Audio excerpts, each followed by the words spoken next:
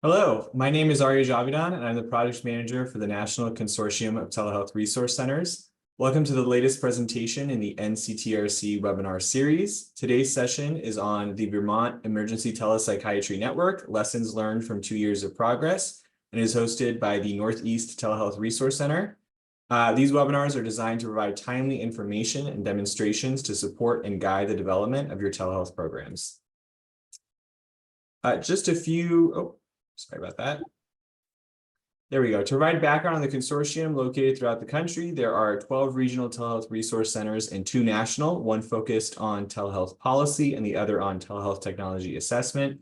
Each serve as focal points for advancing the effective use of telehealth and supporting access to telehealth services in rural and underserved communities.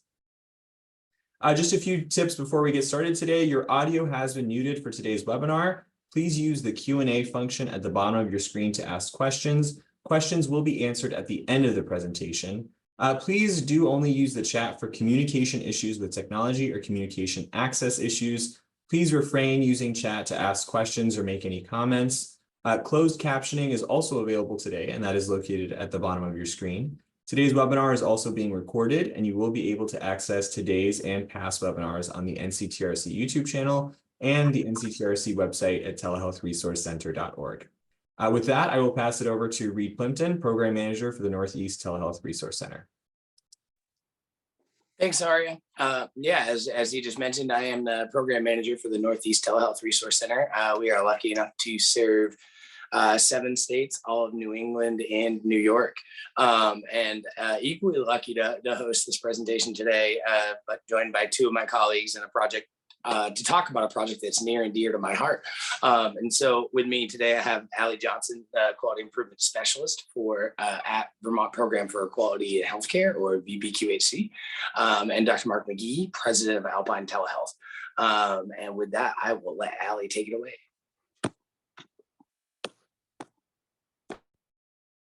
Thank you, Reed.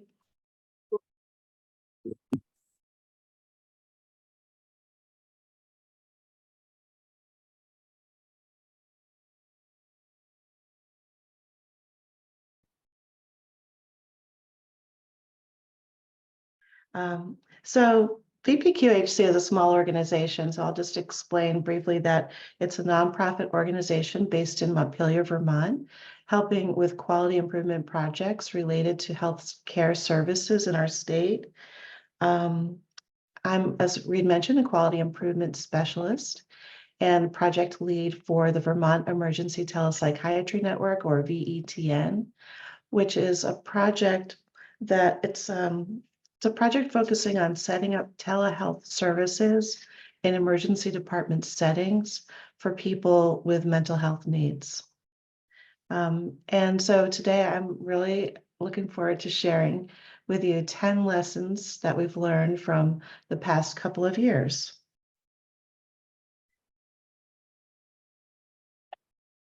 Lesson 1. Allie, I'm so it looks like your slides aren't being shared.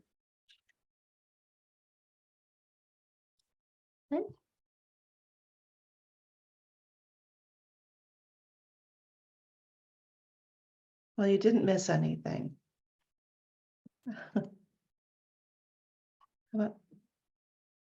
Is that better? Yes, yeah, perfect. We can see them now. So you just missed the logos. So lesson 1 is subject matter experts play a key role in program guidance. And I am very happy to introduce again Dr. Mark McGee from Alpine Telehealth, President of Alpine Telehealth, who is our subject matter expert on the project. Mark, please take it away. Thanks, Allie. I'm Mark McGee. I'm a psychiatrist and president of Alpine Telehealth, and we are based in beautiful yet chilly Burlington, Vermont. And I'm really delighted and grateful for the opportunity to work with Allie and Reed and others on this project, as it sought to address a persistent need in our system of mental health care in Vermont, and namely timely access to psychiatric care, particularly in emergency or crisis situations. The reality that we've faced in Vermont is one that is faced in many communities throughout the country. But the issue results in backlogs in patients awaiting placement at inpatient psychiatric facilities, resulting in a problem of emergency department boarding of psychiatric patients. This results in frequent and persistent delays in needed care and considerable system costs, in that patients are often in emergency departments with needs that are beyond the capacity of those settings to address. And this represents significant stress within the broader system. So Alan, if I can have the next slide, please. So let me just start by presenting a little bit of an overview of telepsychiatry, some of the research findings in recent years. So evidence-based supporting clinical outcomes, all of the research that has been done, it's compared telepsychiatry with in-person psychiatric encounters. And when you compare in-person psychiatry to telepsychiatry, important outcomes indicate that they are more or less equivalent in terms of quality and satisfaction. So assessments are equivalent, diagnostic accuracy is equivalent, ability to form therapeutic relationships through this medium also equivalent, treatment adherence, clinical outcomes, all essentially equivalent between telepsychiatry treatment and in-person psychiatric treatment. That being said, I think this is somewhat of an inaccurate comparison because really the real world that we're discussing and considering and talking about is a comparison between response to telepsychiatry on the one hand and response to a lack of psychiatric care on the other hand, because that's, I think, the more accurate comparison that we're dealing with, because most, if not all of the settings that we're working to support do not have access to any psychiatric care in their emergency department settings. And many of these, as Ali will describe in a little greater detail later, are small critical access hospitals in predominantly rural communities throughout Vermont. Ali, can I have the next slide, please? So this is a statement on telepsychiatry from the American Psychiatric Association from 2018 that indicates that telemedicine in psychiatry is a validated, effective practice of medicine that increases access to care. APA supports the use of telemedicine as a legitimate component of mental health delivery systems. This work, as I think noted by this statement, is from 2018. It reflects the state of the science back then. The state of that science persists with this day. Obviously, we've had 4 years of increased activity within the telemedicine space as a result of the COVID pandemic. However, these conclusions, I think, are just as true now as they were prior to the pandemic. Next, please. In terms of barriers to successful telepsychiatry implementation, interestingly, this was a slide that I created as part of some support work I did at the onset of the pandemic in terms of helping to build up telepsychiatry capacity. I think the conclusions, it's just as relevant now as it was then, even despite multiple years of increased experience with telemedicine.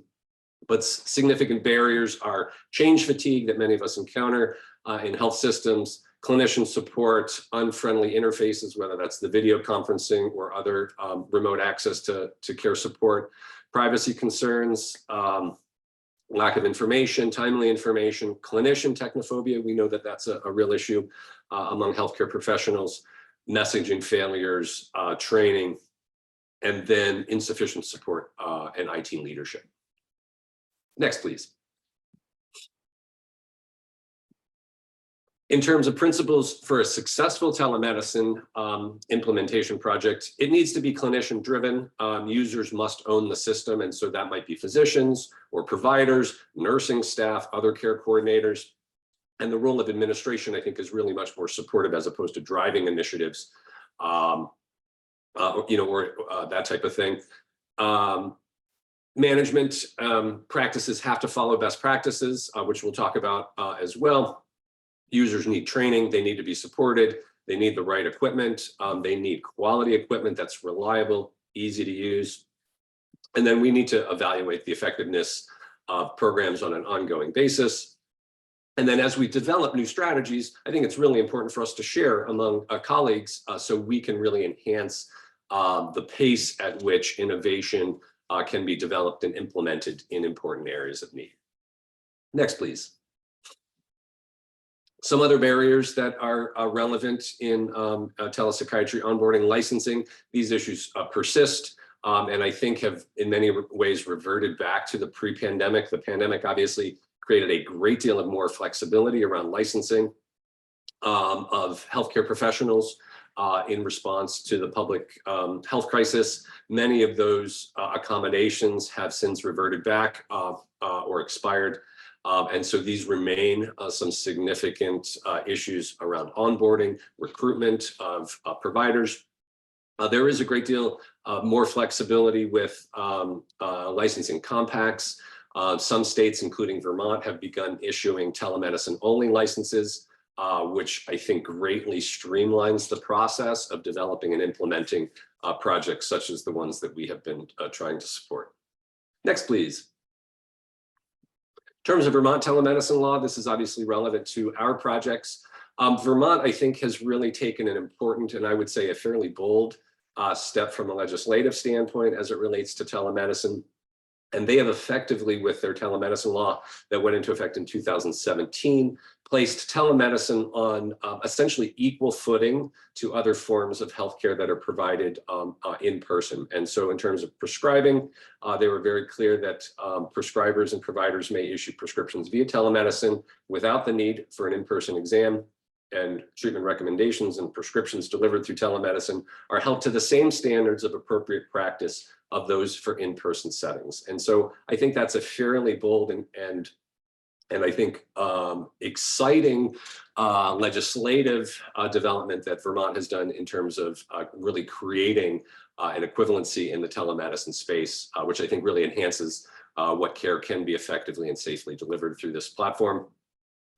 Informed consent is required at the initiation of telemedicine treatment, and that can be done either verbally or in writing. And then of note, Vermont law explicitly prohibits the recording of any telemedicine encounters out of privacy concerns. In terms of the need for telepsychiatry, emergency department boarding of patients with mental health needs has a significant impact on the system of care as well as patient experience.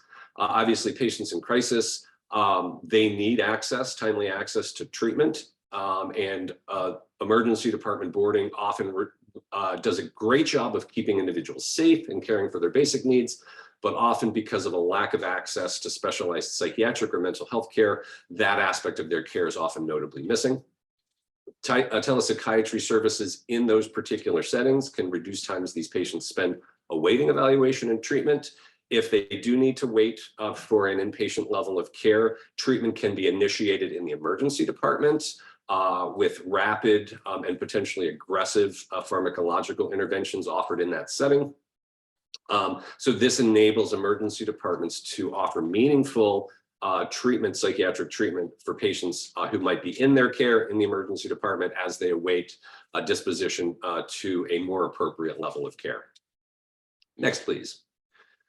So in terms of some of the information that we've gathered, survey in October 2023 in Vermont averaged 28 patients of all ages were boarding Vermont emergency departments on any given day. And these were folks who were presenting with psychiatric issues requiring a higher level of care. And so they were either awaiting transfer or discharge to mental health care.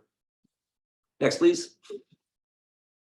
And what this sugars out to is on any given day, approximately 15% or 1 in 7 patients in an emergency department setting are waiting for mental health care. So this is a significant scope and a significant issue that our friends who are providing emergency department healthcare are contending with on a daily basis.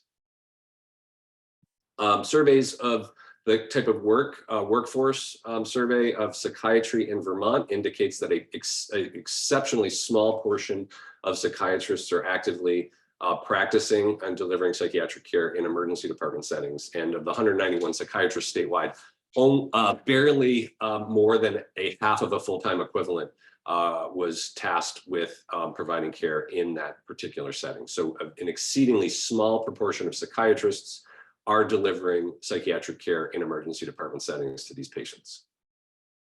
Next, please.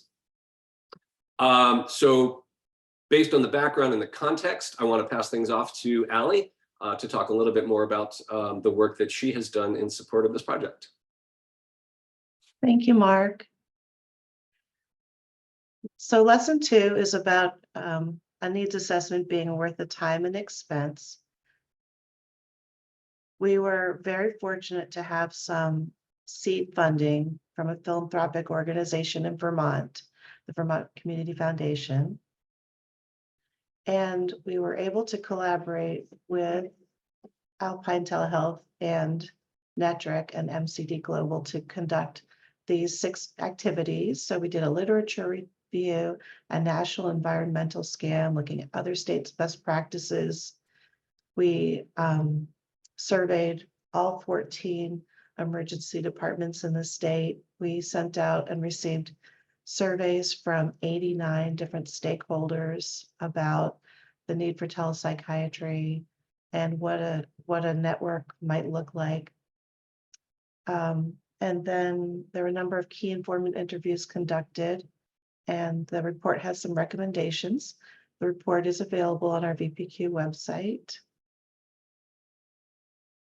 And what we learned was that EDs, obviously, I guess, want help with patients with mental health needs.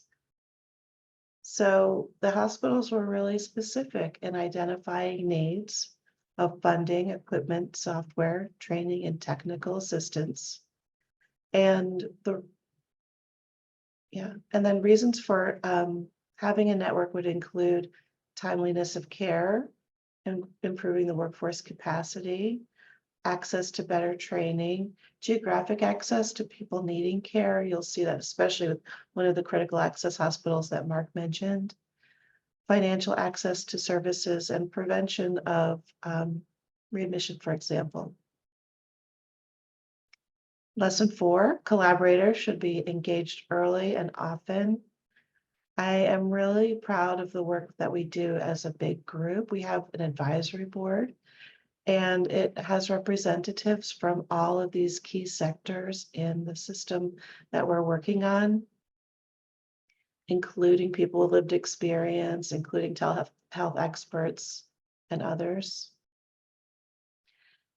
Lesson 5, a project should be evidence-based and limited in scope. And I would say I'm still learning the limited in scope part of the lesson.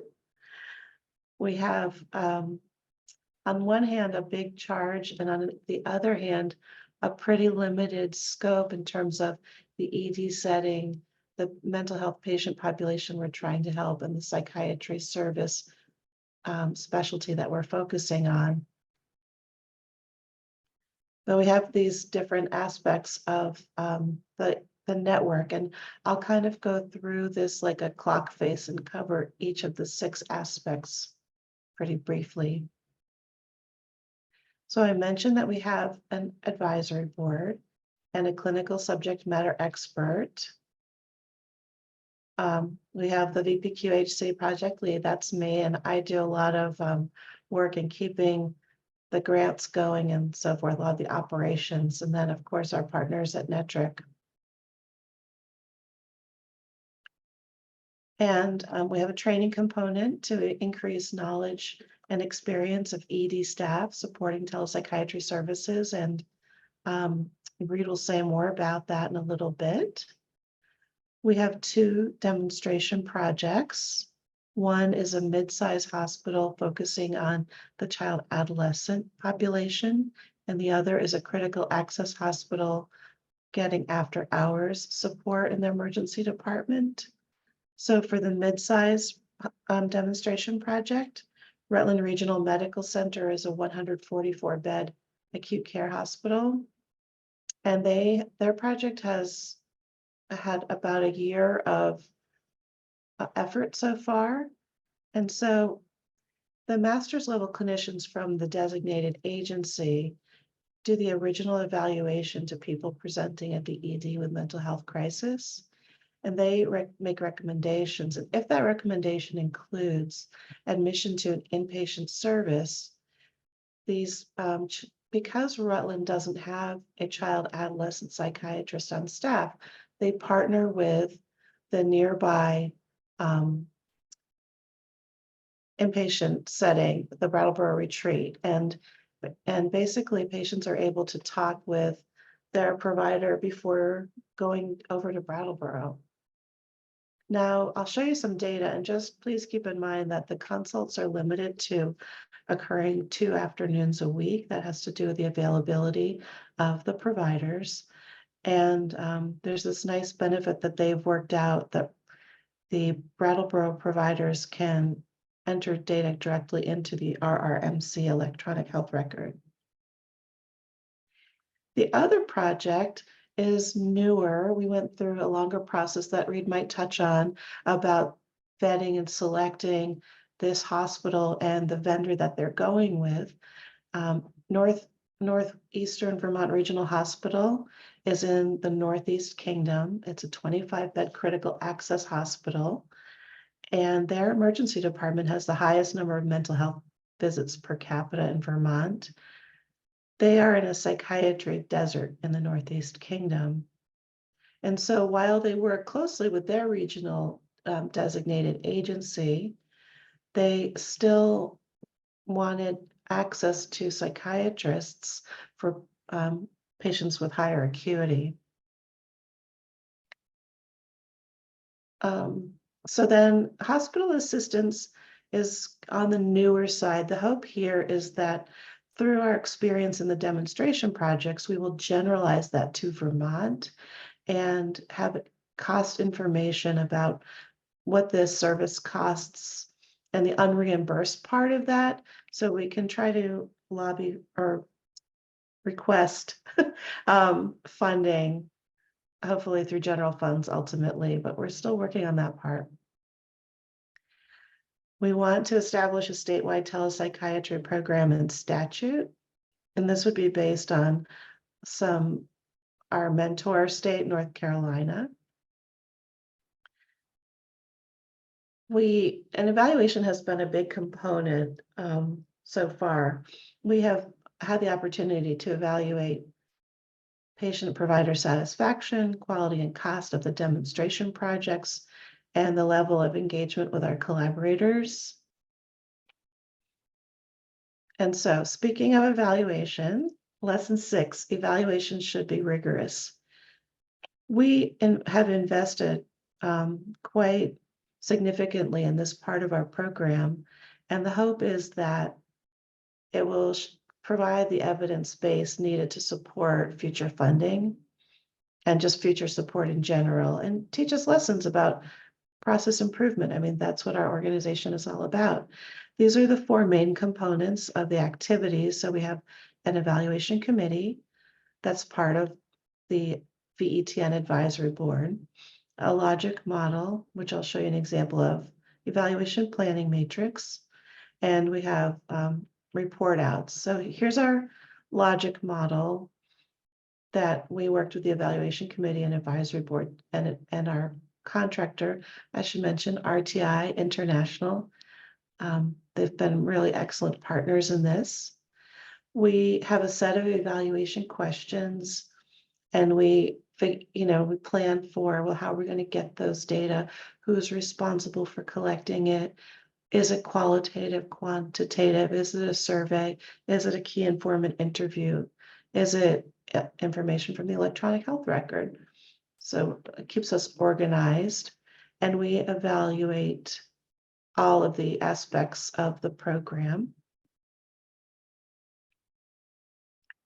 Our 2023 evaluation report is available on the VPQ webpage, and I've linked to it on this slide. Lesson 7, this was a big one to learn. Significant administrative effort is required to plan, implement, and evaluate. And for this, I'm referring specifically to the demonstration projects. There's been a heavy lift. In the case of Rutland, they had already done a lot of the groundwork for preparing the program. And in the case of Northeastern, they just had a slower start and needed more support.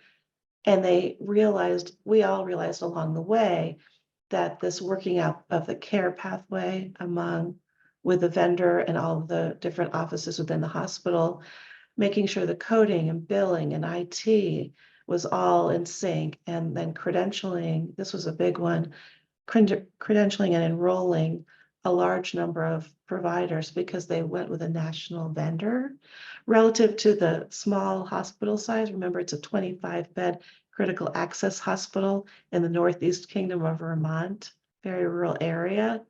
So this was a mismatch and required a lot of administrative time. There are also, because of the evaluation component, there's a lot of effort needed to gather and report the data. And not to mention the number of meetings that we have because we're a program. So there are some recommendations we're considering about streamlining credentialing by proxy. This is something we would want to share with a hospital who doesn't have this service yet, who's considering adopting it. And lesson 8, the congressionally directed spending funding is fleeting. It's so bittersweet. We were awarded over $900,000 of congressionally directed spending from Senator Patrick Leahy's office. And I actually got to see the senator after his retirement. He and his wife, Marcel, were working on Church Street. And I ran and I stopped him and I thanked him for this funding. And I let him know that the program is working and that the money is being well spent. And he was so happy, and he extends his very best to people who work on this project. But just so the fleeting part is we received this award and it was a 1-year, one-time award. So, but it's all worth it. Lesson 9, it's all worth it. Here are some data about the Rutland Project serving children and adolescents.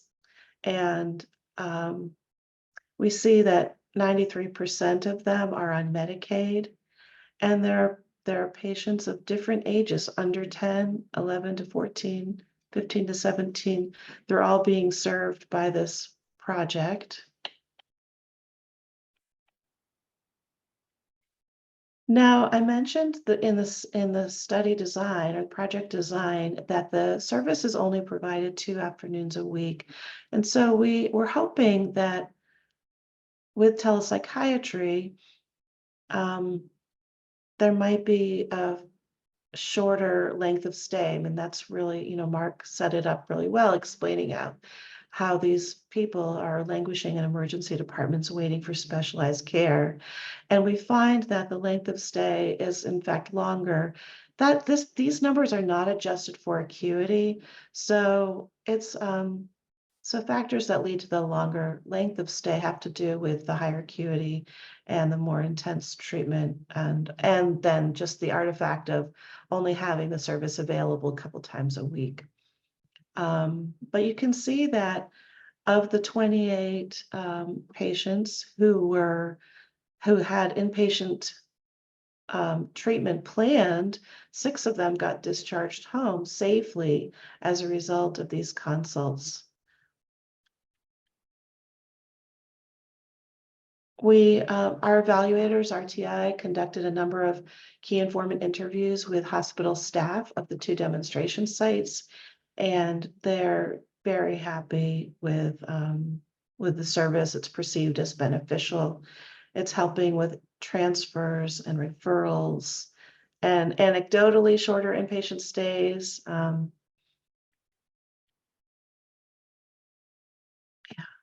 And so some feedback from the Rutland staff, specifically increased satisfaction because of the proactive management being offered to the patients, creating this therapeutic relationship with the Brattleboro provider ahead of time has convinced some reluctant families to agree to that transfer to the inpatient setting. And Rutland was able to expand their project to patients who are going to be referred to other locations for treatment. So we're excited for that expansion. And then from the Brattleboro Retreat side, this is their local telepsychiatry vendor. They're finding that providers are reporting a positive experience, and they are getting nice technical support from the Rutland team. And this team to team connection has been really valuable. Our evaluation found that the advisory board members are satisfied and engaged. And here you can see that they're happy with the accomplishments. They're happy with our ability to recruit diverse people who represent all the different sectors being helped or affected. And yeah, fostering respect, inclusiveness, and trust. And so I'll end here and leave you with my 10th lesson, which is a telehealth resource center is a valuable resource. And Reed, please take it away. Thanks, Allie. Yeah, no, and it's been a true privilege to get to work with everybody involved in this effort. One thing I will highlight is, as I mentioned at the start of the webinar, I'm the program manager for the Northeast Telehealth Resource Center. However, I am also a program manager for a number of virtual health technology efforts within my parent organization, MCD Global Health. And so combined with, some of my colleagues that are underneath that team and the Northeast Telehealth Resource Center and my team that, are aimed at producing generalizable free resources for those interested in telehealth, we were able to find some really great ways to intertwine with this project and to develop resources, both for the project themselves and for, our larger stakeholder area and hopefully for the nation. And so, here on the list, you sort of see, I think, 6 or 7 different ways that we kind of intertwined within the project between the MCD Global Health team, between the NETRC team. And it does go as far back as to what Ali referenced with the needs assessment, which I think was really powerful as well, to sort of get to be a part of it all the way through and be that well informed on, the local community needs as we went through the sort of the vendor vetting and some of the other developmental projects during the 1-year pilot. On the next slide, I did want to sort of break down a little bit of, what the best practice inventory that we've alluded to a few times is and what it's not, right? I think like all literature reviews or scoping analyses or anything like that, you have to put parameters on it at some point or they never end. And so, throughout the 2 years of this effort so far, we've, reached out to individuals throughout the state of Vermont on topics such as their workflows, if they are doing telepsychiatry, the technology they've deployed, what type is it, how is it being used, how many, availability of it, how are they interacting with their community members, and what is the breakdown by various different demographic considerations, insurance considerations, so on and so forth, to better understand the health equity aspects of it. Is this service reaching everybody that the health system hopes it will and or could? And then how are they coordinating with community partners? I'll call this one out as a really interesting one. Again, NETRC serves 7 states. I think each of our 7 states have a little bit of a different sort of mental health, community health network outside of the hospitals and now the large health systems. In Vermont, they have something what's called a designated agencies, and there are multiple of them throughout the state, and they have their own staff that are tasked with coordinating with the health system and the patient as they leave the health system. And so learning a little bit more about what that looked like in practice was, in my opinion, like absolutely vital to being able to, pragmatically explore a telepsychiatry network at any of the health systems. You need to understand what each of them were doing in terms of providing continuity of care after that moment of crisis or, mental health issue. And then quality improvement, right? Vermont and, a lot of states in our region are lucky enough that some of the health systems have been embarking on these telehealth networks, various clinical care models, and specifically in Vermont telepsych. So how have they, what benchmarks have they established to ensure that, they are striving for the best? And what benchmarks have they established to ensure that, they are aware of any roadblocks that are happening, whether it's due to, broadband issue or something as logistics or, human and logistics based as space within the facility. We did a lot of sort of qualitative interviews and quantitative surveys around aspects of that. On the next slide, I'm really excited about this piece. This is one of the fruits of our labor, if you will. I think the next few slides are some of the fruits of our labor. And by our, I mean the entire VETN team, along with the NETRC team. As a part of, the outcomes of the pilot project and the effort so far, the NETRC team worked closely with those involved to curate a custom, unique toolkit that we're calling the VETN toolkit that will be available on our telehealth classroom website sometime within the next week. And just a brief sort of explainer of what telehealth classroom is. As I mentioned, all TRCs are charged with developing free, accessible resources for any individual interested in improving telehealth access and access to healthcare. And one of the ways that NETRC does that is through what we call Telehealth Classroom, which is a free self-paced hub of training resources. I think at last count, there were double digits, don't quote me on this, maybe 12 different trainings that you could take on there. And that's not including this ETN one that we are extremely excited to release in the near future. And I'm happy to follow up with interested participants to let you know as soon as this is available. On the next slide, a little bit more of what that entails. Again, as I alluded to, it's self-paced. So when you first visit the website, you'll create an account. And that'll allow you to, save where you're at in any module. So you can take any of these as fast or as slow as you need to. But these are some of the different buckets that we're covering in that online module, some of which we've touched on today, the background and the need, the demonstration projects within Vermont, some of the workflow considerations, the evaluation, and some of which we didn't necessarily dive into today, but would be extremely valuable to anybody that's, considering emulating this effort. The literature review that we did, looking at, telepsychiatry usage across the United States anytime in the last 10 years. Our review of what other states are doing, as Ali mentioned, North Carolina has some really great, unique stuff happening there. But there are a few other states throughout the US that have found a way to have some sort of state telepsychiatry model. Technology and billing and reimbursement, those are two other pieces that I don't think we necessarily touched on a ton today that we do dive into here. And then the last piece, like other web-based trainings, going as far as, trainings for the healthcare providers within your system and, as high level as considerations for a health system that's looking at, sustainable implementation. So it's pretty in depth. And again, we're really excited to release it. With that, my next two slides are exciting, rolling it out and releasing of two unique deliverables, ways that we wanted to share information within this toolkit, starting with a short animated video.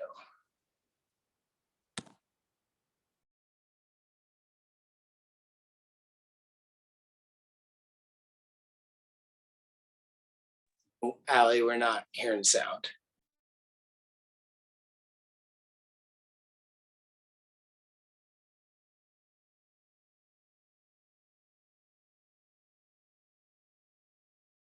I'm going to reshare.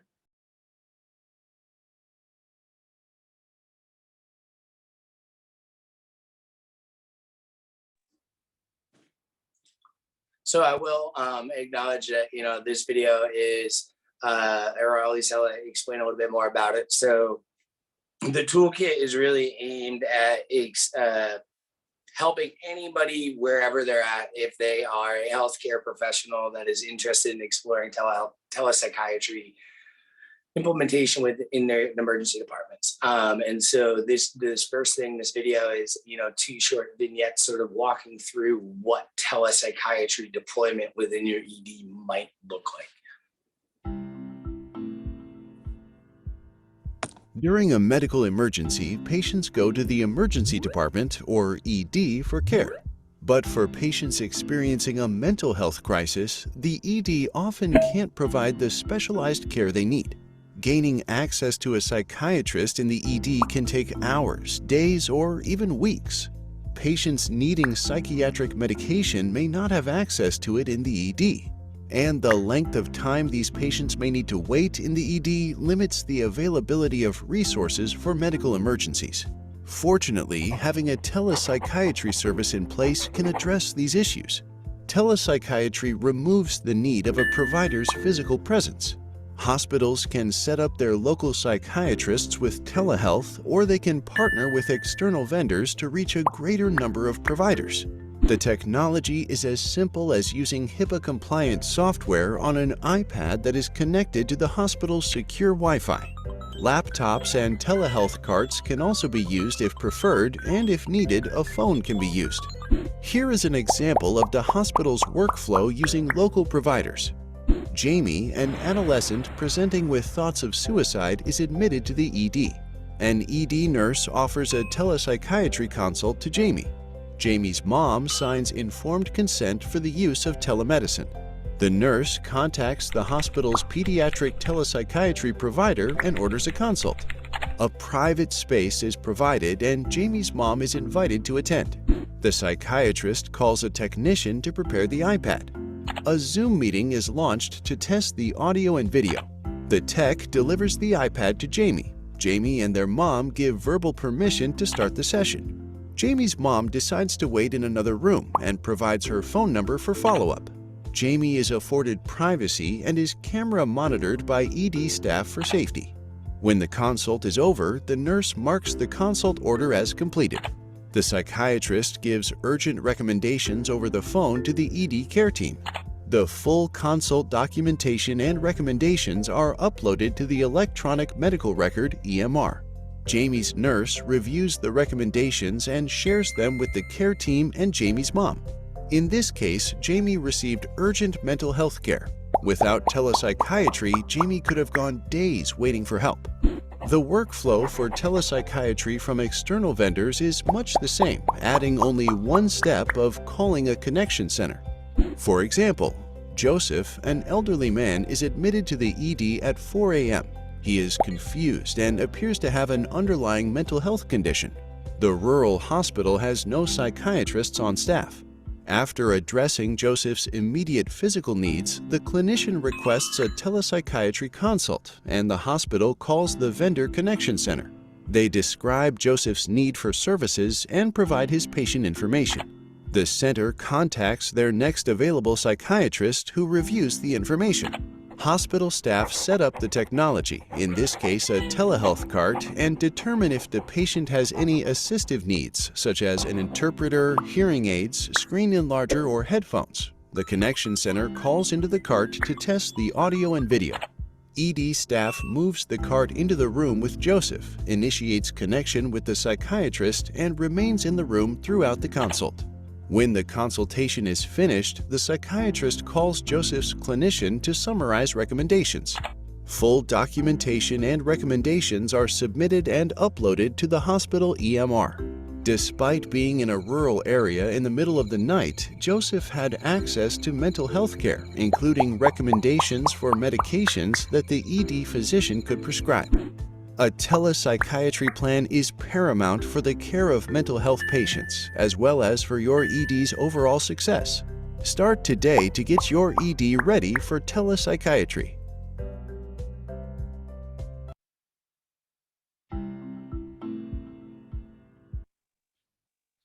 Thanks, Allie. Yeah, and you can just go ahead. Yeah, go to the next one. Yeah, so that was exciting, at least for I think all of us who have been involved in this work for nearly 2 years and who are involved in that video creation. And in a similar vein, but sort of acknowledging, that 4 minutes of everyone's time in a healthcare system is not always easy to get. And that understanding how it works in theory is not as easy as understanding what that means for you and your individual health system and you and your individual state or whatever, lens you're looking at it through. We also developed this infographic, which really, I think tries to boil down a lot of what you've heard about today into just one page, right? Into this 6 specific buckets that you as a health system or as a state network would want to ensure you've done your due diligence on. And then we include a couple of questions that would allow, the facilitation of conversation around that exploration and that advancement of, services in each of the 6 buckets. And so this is also something that'll be available in the toolkit, but will also be available in the slides as part of the follow-up.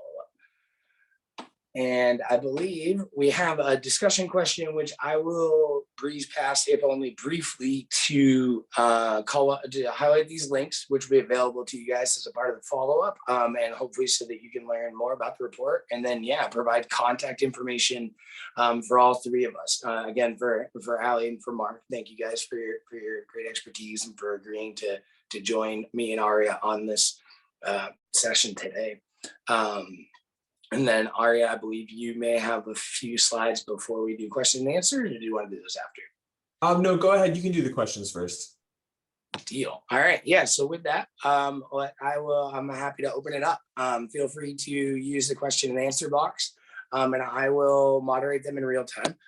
Or I believe you can raise your hand and Aria could allow you to unmute and read your question aloud, or speak your question aloud, rather. Thanks to anybody who has anything they'd like to ask.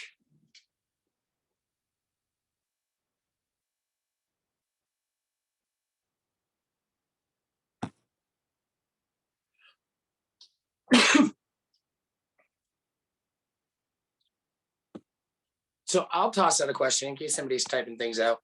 I know we probably touched on it briefly in the session, but one of the things that I thought was, really interesting to be a part of the conversation on, but also required a lot more thought than I would have ever personally predicted as we started to embark on the effort with the 2 pilot projects, was what the scope of psychiatric support would be. And it touches on, the acknowledging all mental health providers to the fullest extent of their practice, and then, potentially what you're providing for services. But I personally found that to be a really fascinating part of, the project that we embarked on. And I don't know if either of you 2 had thoughts that you wanted to share on that regard. Mark, please go ahead. Sure, Reed, thanks for the question. And so if I'm understanding, the question, or there's an observation and a question, observation is about the scope of psychiatric care as it's targeted to meet what in many respects may be a very broad and potentially diverse need, and how best to respond. And I think consistent with Ali's observation that despite our desire or wishes to really think more broadly about how these types of supports can address a much broader need, we made a very intentional effort to really limit the need or limit the scope of the project to address needs that had been identified by emergency departments. And the how best to meet those needs obviously are a much broader discussion.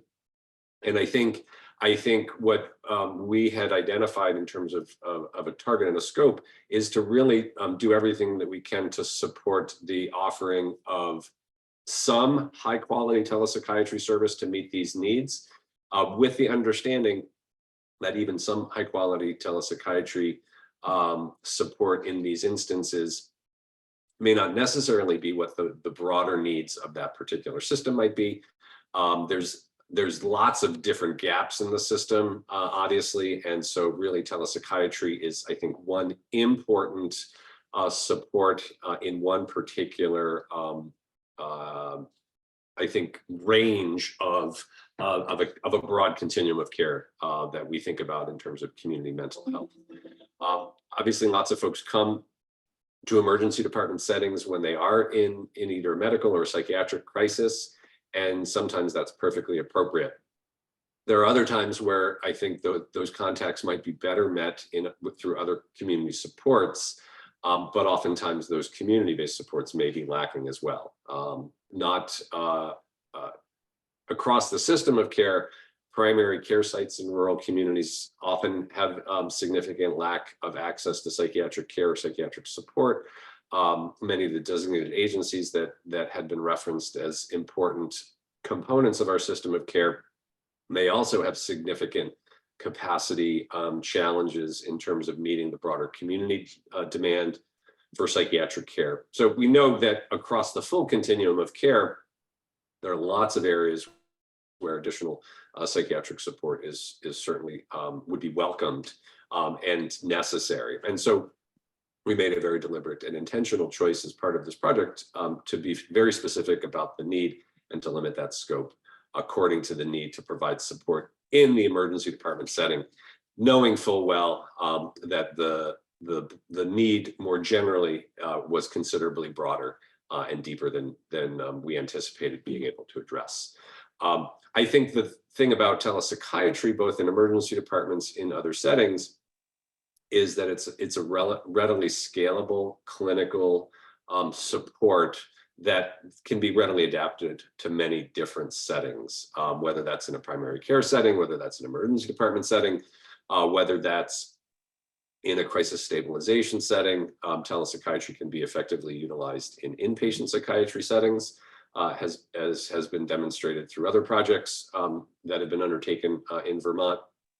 So I think the take home for me is that it's a further support that telepsychiatry is readily adaptable to multiple settings and meets significant unmet needs, is readily scalable to a broader continuum, and really I think is a vital and necessary tool to ensure that that timely access to psychiatric care is available in the right amount, of the right kind, in the right place.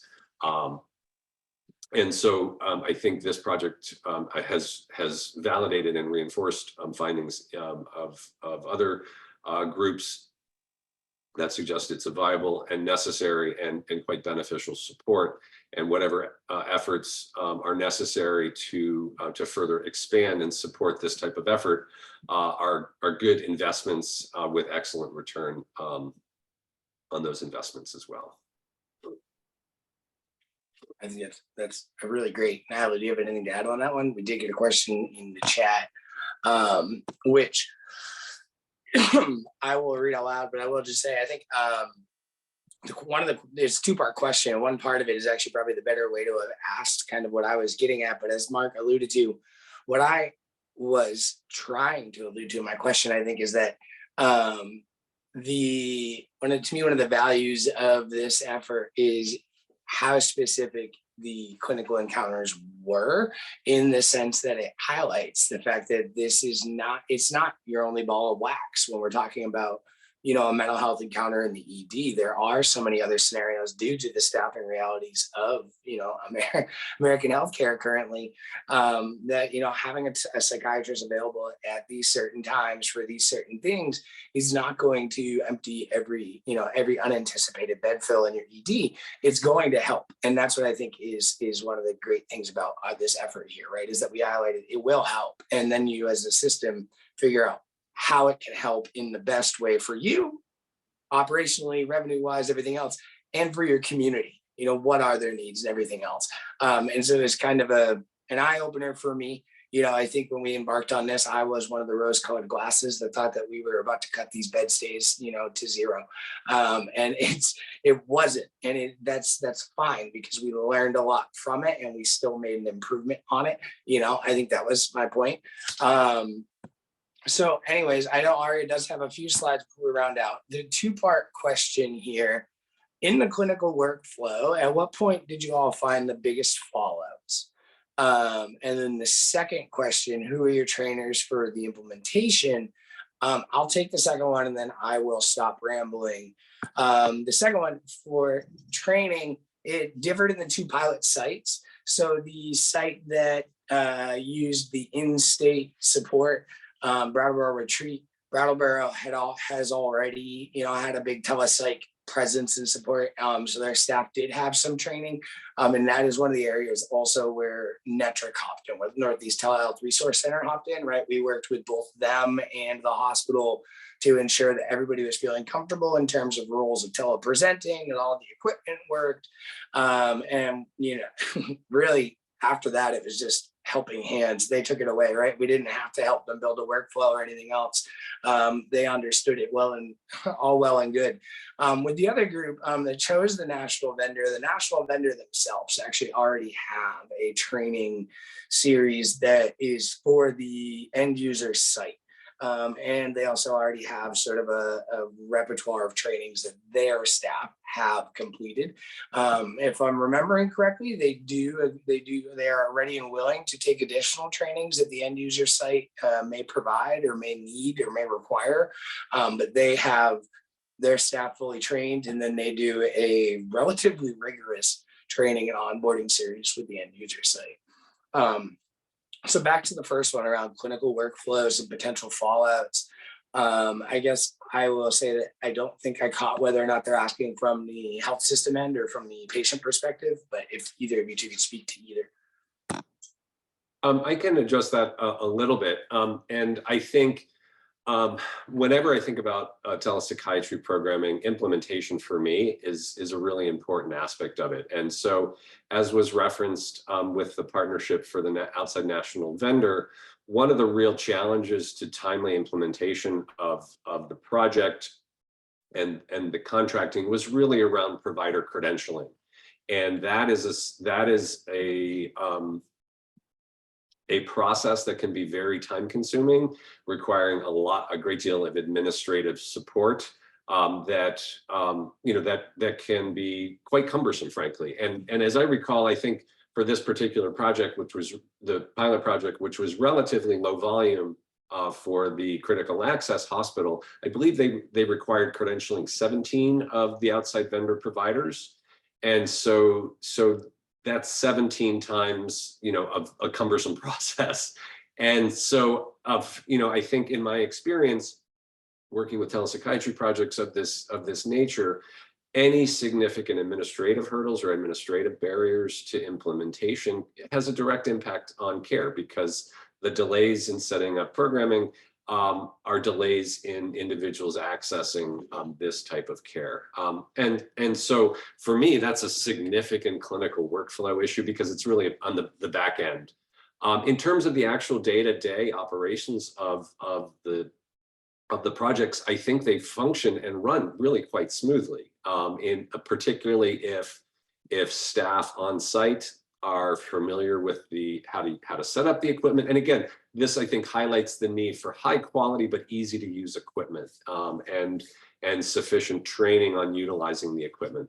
But as many of us have experienced in using telehealth supports, particularly even since the pandemic, I think many of us have discovered, or many people have discovered, that the technology needed, as long as it's well thought out and it's well set up and it's of decent quality and end user quality, I think many of the technical aspects that people fear as barriers to effective implementation simply aren't the case. And we often, I think many people are surprised at actually how fairly streamlined the processes are. One interesting sort of data point that I always run into that I think is worth mentioning with any implementation process, the most frequent skeptical stakeholders in any telemedicine implementation process is often the clinicians themselves. Whether that's clinical leadership, emergency department, medical directors or CMOs of hospitals, even providers themselves who begin to use telemedicine as a way of delivering care. It's quite frequent they're saying, well, I'm just not sure I'm going to be as good as I can otherwise. And then consistently, all of the research that's been done in this area suggests that their skill level, their comfort level, their satisfaction with providing treatment in these ways is really quite equivalent to other forms of care delivery. So I think those are some relevant issues that do come up. Again, I think implementation and perhaps looking at some opportunities to streamline that process, as Ali mentioned, credentialing by proxy can really decrease the administrative and time burdens associated with getting a program like this up and running. Thank you all. We are unfortunately running out of time, so I am going to close up the session. Just a heads up for our next webinar that will be on April 18th on AI in healthcare, hope, hype, promise, and peril. And that registration information is available on the consortium website at telehealthresourcecenter.org. And then lastly, we do ask that you take a few short minutes to complete the survey that will pop up at the conclusion of this webinar, as your feedback is very valuable to us. Thank you again to the Northeast Telehealth Resource Center for hosting today's webinar, and to Ali, Dr. McGee, and Reed for their presentations today. Have a great day, everyone.